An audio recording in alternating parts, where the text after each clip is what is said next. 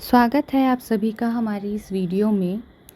आज हम कक्षा 12वीं का अध्याय 2 पढ़ने वाले हैं। इसमें प्रतिलोम त्रिकोणमितीय फलन के बारे में जानकारी दी गई है। सबसे पहले हम ये देखेंगे कि प्रतिलोम त्रिकोणमितीय फलन है क्या। तो ऐसे त्रिकोणमितीय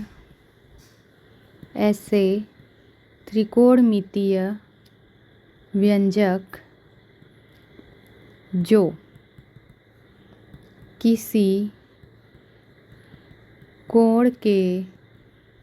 किसी कोण को उनके मान के रूप में व्यक्त करते हैं। यहाँ त्रिकोणमितीय व्यंजक से मतलब है sine theta, cos theta, tan, cot, cosec और सेक थीटा से। यहाँ लिखा है कि किसी त्रिकोणमितीय व्यंजक, ऐसे त्रिकोणमितीय व्यंजक जो किसी कोण को, तो यहाँ थीटा क्या होता है, यहाँ कोण होता है, जो किसी कोण को उनके मान के रूप में व्यक्त करे। तो उनका मान यहाँ क्या होगा, थीटा का मान π/2, जैसे 30 अंश, 60 अंश, इस प्रकार से कोण के मान के रूप में व्यक्त करते हैं। यदि f कोई फलन है x से y में और ये कैसा है, एक एकी है और साथ में कैसा है, आच्छादक है। एक एकी है और साथ में कैसा है, आच्छादक फलन है, तब यहाँ जो y का अवयव होगा तथा जो x का अवयव होगा, यहाँ y का अवयव y और x का अवयव x होगा, वह किस प्रकार होगा, f(x) बराबर y के रूप में होगा। जब कोई फलन क्या हो, एक एकी हो और आच्छादक हो, तब हम इसे इस रूप में व्यक्त कर सकते हैं। f(x) बराबर y है, तो यहाँ x को रहने देते हैं, तो अब हम इसे लिखेंगे f इनवर्स y। इसे ही हम क्या कहते हैं, प्रतिलोम फलन। इसे ही हम कहते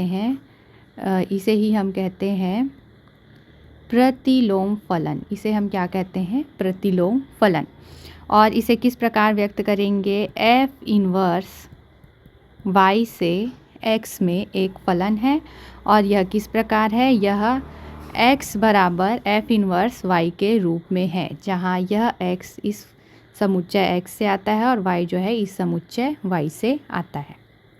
अब पहले हम जब पढ़ते थे तो यहाँ f(x) और y, तो यहाँ f(x) जो होता था वह क्या होता था, परिसर होता था, और x जो होता था वह क्या होता था, यहाँ प्रांत होता था। जैसे कि हम x का प्रतिबिंब f(x) है, तो यहाँ x जो है ये प्रांत है और f(x) जो है वह परिसर होता था, और यह फलन क्या होता था, f, और किससे फलन होता था, f, x से y में फलन होता था। यहाँ ये x है, यहाँ ये y है। वैसे ही अब f इनवर्स y बनाएंगे, तो जब f इनवर्स y बनाएंगे तो f इनवर्स y के लिए यहाँ ये y जो है प्रांत होगा और ये जो x है ये क्या होगा, परिसर होगा। ये y प्रांत है और x क्या है, परिसर है। अब हम देखेंगे प्रतिलोम त्रिकोणमितीय फलन क्या है। तो फलन y बराबर f(x) किस प्रकार है, साइन x के रूप में है। यहाँ फलन किस रूप में है, साइन x के रूप में है, और हम जानते हैं कि साइन x बराबर क्या होता है, साइन थीटा होता है। और यहाँ x का मान किस रूप में होगा, n π ± 1/n थीटा, जहाँ n क्या होगा, पूर्णांक होगा। यह एक सामान्य सी परिभाषा है जो किताब में दी गई है। और यहाँ हम कहेंगे कि थीटा के एक मान के लिए, यहाँ थीटा के एक मान के लिए क्या होंगे, इस x के कितने मान होंगे? अनेक मान होंगे। और यह फलन कैसा होगा? यह फलन जो होगा बहुएकैकी होगा और क्या होगा? आच्छादक फलन होगा। प्रतिलोम त्रिकोणमितीय फलन में हमें यह जानना आवश्यक है कि मुख्य मान क्या है। तो प्रतिलोम त्रिकोणमितीय फलन में अनेक कोण होंगे। प्रतिलोम त्रिकोणमितीय फलन में अनेक कोण होंगे और उन सभी कोणों में जो कोण संख्यात्मक रूप से सबसे छोटा होगा उसे ही हम क्या कहेंगे? मुख्य मान कहेंगे। अब हम देखेंगे कि sine x, cos x, tan x, cot x, cosec x, तो ये सभी जो है त्रिकोणमितीय फलन है। तो इनके प्रांत और परिसर क्या होंगे? साइन एक्स के लिए प्रांत r होगा, कॉस एक्स के लिए भी प्रांत r होगा, टेन एक्स के लिए यहाँ देखते हैं x के वे सभी मान जो 2n+1 π/2 को घटा देने पर प्राप्त होंगे। यहाँ ये जो लिखा हुआ है 2n+1, यहाँ लिखा हुआ है 2n+1 π/2। अगर n कहाँ से आ रहा है? इन पूर्णांकों में से आ रहा है। तो अगर हम n का मान शून्य रखते हैं, तो हमारे पास क्या आएगा? n का मान शून्य रखेंगे तो हमारे पास क्या आएगा? π/2। वैसे ही n का मान 1 रखेंगे तो हमारे पास क्या आएगा? 3π/2। और पाई को हम बोलते हैं 180। तो जब हम इसे हल करेंगे तो यहाँ पर आया 270 और आपको पता है कि tan 270 का मान tan 90 का मान क्या होता है। तो हम देखते हैं कि tan में आने वाले वे सभी मान जो किस रूप में हैं? 2n+1 π/2 के रूप में है। तो हम इसे माइनस कर देंगे।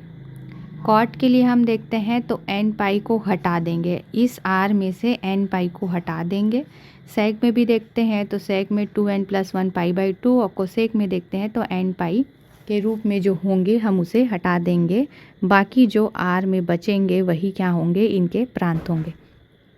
अब आपके मन में ये सवाल होगा कि हम इन्हें याद कैसे रखेंगे? तो याद करने का सबसे सरल तरीका, हमें केवल याद रखना है tan का मान। tan में हम 2n+1 π/2 को हटा देते हैं। वैसे ही tan के साथ हम देखेंगे सेक में भी हम यही कर रहे हैं। वैसे ही कॉट में हम n पाई को घटा देते हैं। वैसे ही कोसेक में भी हम n पाई को घटा देते हैं। अब साइन कॉस के जो परिसर है वह है -1 से +1, -1 से +1। और ये कैसे अंतराल हैं? संवृत्त अंतराल हैं। tan और कॉट के परिसर r है। वैसे ही सेक और कोसेक के परिसर में आप देखेंगे सेक के परिसर में हमने -1 से +1 को हटा दिया है, लेकिन यह कैसा है? विवृत्त अंतराल है। और कोसेक में हमने -1 से +1 को घटा दिया है और यह कैसा है? संवृत्त अंतराल है। अब हम देखेंगे प्रतिलोम त्रिकोणमितीय फलन के प्रांत और परिसर क्या होंगे। और यहाँ एक और मान होगा मुख्य मान शाखा। यहाँ जो ये मुख्य मान शाखा है यह क्या है? बहुत ही महत्वपूर्ण है। तो यहाँ हमने पढ़ा है साइन एक्स का जो परिसर होगा वही इसका प्रांत होगा। कॉस एक्स का जो परिसर होगा वो इसका प्रांत होगा। tan इनवर्स के लिए हमने जो भी साइन एक्स, कॉस एक्स और tan x, cot x, sec x और कोसेक के लिए जो भी परिसर पढ़े वे सभी यहाँ क्या होंगे? वे सभी यहाँ होंगे प्रांत। वैसे ही वहाँ जितने भी प्रांत के मान थे यहाँ परिसर के मान होंगे। लेकिन हमने वहाँ देखा था कि वहाँ जो प्रांत था वह क्या था? वास्तविक संख्या था। लेकिन हम यहाँ देख रहे हैं कि यहाँ जो प्रांत है वो किस रूप में दिए गए हैं? कोण के मान के रूप में दिए गए हैं। तो हम देखते हैं कि हमें पता है -1 मतलब -π/2, +1 मतलब +π/2। वैसे ही कॉस का मान, साइन का मान -90 से +90, कॉस का मान 0 से कहाँ तक रहता है 180। तो हम देखते हैं यहाँ 0 और 180 तक होगा क्योंकि -1 और 1 लिखा हुआ है। कॉस 180 का मान क्या होता है, -1 होता है, और 1 किसका मान होता है, कॉस 0 का मान होता है। तो आप इसे इस तरीके से याद रख सकते हैं। अब tan के लिए -π/2 से +π/2, लेकिन यहाँ जो है विवृत अंतराल होगा। कॉट के लिए भी 0 से पाई होगा। सेक के लिए तो मैंने बताया है, सेक और कोसेक में हम क्या कर रहे थे, सेक में हम और कोसेक में पहले क्या कर रहे थे, π/2 को घटा रहे थे, और यहाँ किसको घटा रहे थे, 0 को घटा रहे थे। जहाँ जहाँ सेक का मान क्या आएगा, इनफाइनाइट आएगा, और जहाँ जहाँ कोसेक का मान इनफाइनाइट आएगा हम उसे छोड़ देंगे, बाकी सभी मानों को रख लेंगे। तो इस प्रकार से आप इन मानों को याद रख सकते हैं। आपको जो याद रखना है वो है ये मुख्य मान। तो आप देखेंगे कि साइन इन्वर्स में y का मान -π से +π/2, कॉस का मान 0 से पाई तक, फिर आता है tan का मान -π से +π/2। लेकिन यह कैसा है, ओपन इंटरवल है, मतलब विवृत अंतराल है, इसलिए यहाँ बराबर का चिन्ह नहीं लगा हुआ है। अगर आपने अंतराल पढ़ा है तो आपको पता होगा कि जहाँ बराबर का चिन्ह नहीं होता वहाँ ये शामिल नहीं होते हैं। वैसे ही जब हम देखेंगे कॉट में भी 0 और पाई शामिल नहीं है, उनके बीच के सभी कोण के मान शामिल है। अब आते हैं सेक में, तो यहाँ भी सभी मान शामिल है लेकिन π/2 को छोड़कर। वैसे ही कोसेक में यहाँ भी सभी मान शामिल है लेकिन किसे छोड़कर, y बराबर पाई को छोड़कर। मैं आपको इनमें जो प्रश्न दिए गए हैं उन्हें ही हल कराकर इस पूरे अध्याय को कवर करूँगी, क्योंकि इसमें जो सूत्र आए हैं तथा इसमें जो सिद्धांत दिए गए हैं और ग्राफ की जो थ्योरी दी गई है उसके लिए एक अलग से सेपरेट वीडियो बनाना पड़ेगा, क्योंकि एक ही वीडियो में ये सब कुछ समझा पाना संभव नहीं है। तो हम इसमें केवल उन्हीं प्रश्नों को पढ़ेंगे और उन्हीं सूत्रों को याद रखेंगे जो परीक्षा में आने वाले हैं। यहाँ लिखा है, पहला लिखा है कि साइन इन्वर्स 1/√2 का मुख्य मान याद कीजिए। यहाँ क्या याद करना है, हमें मुख्य मान याद करना है। तो सबसे सरल तरीका, जब भी ऐसा प्रश्न आए तो हमें क्या करना है, हमें लिखना है साइन इन्वर्स 1/√2, ये किसके बराबर होगा, थीटा के बराबर होगा। उसके बाद हमें लिख देना है साइन थीटा। हम इस साइन को इधर ले जाएंगे और लिखेंगे साइन थीटा बराबर 1/√2। उसके बाद हम देखते हैं कि साइन थीटा बराबर 1/√2, और यहाँ वर्गमूल 2 जो है, जो मान है, तो साइन में वर्गमूल 2 का मान क्या होता है, 1/√2 कहाँ से आता है, साइन 45 का मान होता है। हमें ये पहले से ही पता है। तो हम देखते हैं कि यहाँ जो थीटा का मान है, यहाँ साइन थीटा का मान जो है वो किसके किसके बीच है, -π/2 से +π/2 के बीच में शामिल है। तो हम इसे लिखेंगे साइन थीटा बराबर साइन π/4। 45 को हम क्या लिखते हैं, π/4। अगर आपको नहीं पता है कि π/4 को हम 45 के रूप में कैसे लिखेंगे तो मैं बता देना चाहती हूँ। पाई को हम लिखेंगे 180, 180 में जब 4 का भाग देंगे तब यहाँ आएगा 45। तो हम 45 को क्या लिखे हैं, π/4 लिखे हुए हैं। अब हम देखेंगे कि थीटा का मान क्या आएगा। थीटा का मान आ गया π/4। तो थीटा का मान जो है यहाँ आ रहा है -π/2 से +π/2 के बीच में आ रहा है। और हमने पढ़ा है कि मुख्य मान किसे कहते हैं, जो सबसे छोटा मान होगा इस अंतराल के बीच में, जो छोटा मान होगा। तो यहाँ छोटा मान क्या है, π/4 है। इस प्रकार से आप और भी प्रश्नों को हल कर सकते हैं जिसमें आपको क्या ज्ञात करना है, मुख्य मान ज्ञात करना है। अब मैं आपको एक और प्रश्न हल करके दिखा देती हूँ। यहाँ लिखा है कोसेक इन्वर्स, लिखा हुआ है कोसेक इन्वर्स यहाँ लिखा हुआ है 2। इसे जब हम करेंगे तो हम लिखेंगे कोसेक इन्वर्स 2 बराबर होगा किसके, थीटा के, पहले की तरह ही। फिर हम लिखेंगे कोसेक थीटा बराबर 2, और हमें पता है कि ये 2 किसका मान होता है, कोसेक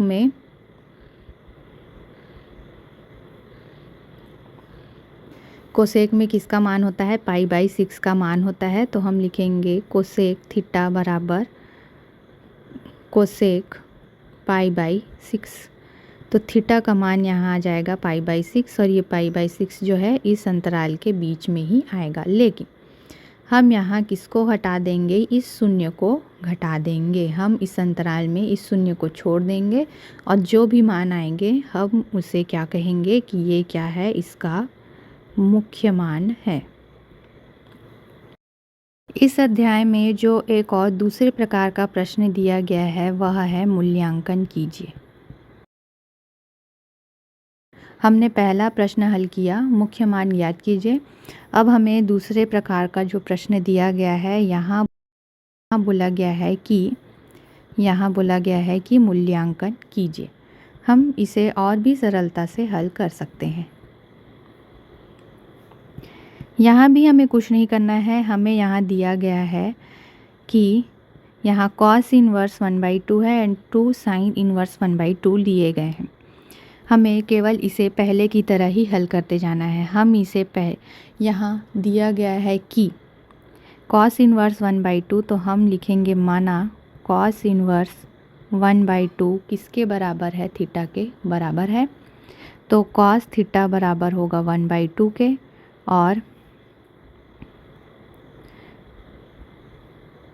और हमें पता है कि cos थीटा बराबर cos किसके बराबर होता है, π/3, मतलब cos 60 के बराबर होता है। और यहाँ थीटा जो है किसके बीच में है, तो यहाँ थीटा जो है किसके बीच में है, 0 से पाई के बीच में है थीटा का मान। तो थीटा बराबर आ जाएगा π/3। इसी प्रकार से हम हल करेंगे 2 sin इन्वर्स 1/2 को। हम लिखेंगे माना 2 sin इन्वर्स 1/2 बराबर थीटा। हमें ये ध्यान देना है कि 2 sin इन्वर्स 1/2 बराबर थीटा। हमें जब भी प्रश्न में दिया गया होगा, इस प्रतिलोम त्रिकोणमितीय फलन में जो भी गुणांक होंगे, ये जो भी गुणांक है, यहाँ गुणांक दिया गया है 2, यहाँ गुणांक 2 दिया गया है, तो हमें इस गुणांक को छोड़ देना है। हमें इस समीकरण में केवल इस साइन इन्वर्स और इस कॉस इन्वर्स से ही मतलब होना चाहिए। तो अगर आप इसे साथ लेकर चल रहे हैं और लिख रहे हैं 2 sin इन्वर्स 1/2 बराबर थीटा, तो यह बिल्कुल गलत है। आपको क्या करना है, आपको लिखना है साइन इन्वर्स 1/2। आपको सिर्फ इस साइन इन्वर्स 1/2 से मतलब होना चाहिए। तो हम लिखेंगे साइन इन्वर्स 1/2 बराबर थीटा। तो साइन थीटा बराबर आएगा 1/2, तो साइन थीटा बराबर हो जाएगा साइन π/6। थीटा बराबर आ जाएगा π/6। इसे हम समीकरण 2 मान लेंगे, और पहले जो आया है इसे समीकरण 1। अब हम लिखेंगे समीकरण 1 और 2 से कहाँ मान रखेंगे हम, cos inverse 1/2 plus 2 sign inverse 1/2 में मान रखेंगे। तो यहाँ पर आया है π/3 प्लस यहाँ गुणांक 2 है तो 2 लिखेंगे, और यहाँ पर आया है π/6। इसे हल करेंगे तो आ जाएगा 2π/3। उत्तर क्या आएगा, 2π/3। आप इसे इसी प्रकार से साधारण तरीके से हल कर सकते हैं। यह इस अध्याय में आने वाला दूसरे प्रकार का प्रश्न है। पहला है मुख्य मान और दूसरा है मूल्यांकन कीजिए। अब आगे की वीडियो में हम प्रतिलोम त्रिकोणमितीय फलन के जो गुणधर्म दिए गए हैं और गुणधर्म से संबंधित जो प्रश्न दिए गए हैं, हम उन्हें क्या करेंगे, हल करेंगे। आज की इस वीडियो में बस इतना ही। अगर आपको ये वीडियो पसंद आई है तो वीडियो को लाइक करना ना भूलें। चैनल को सब्सक्राइब करें और कमेंट करके ज़रूर बताएं कि आपको वीडियो कैसी लगी या आपको इस वीडियो में कहाँ डाउट आया है। धन्यवाद।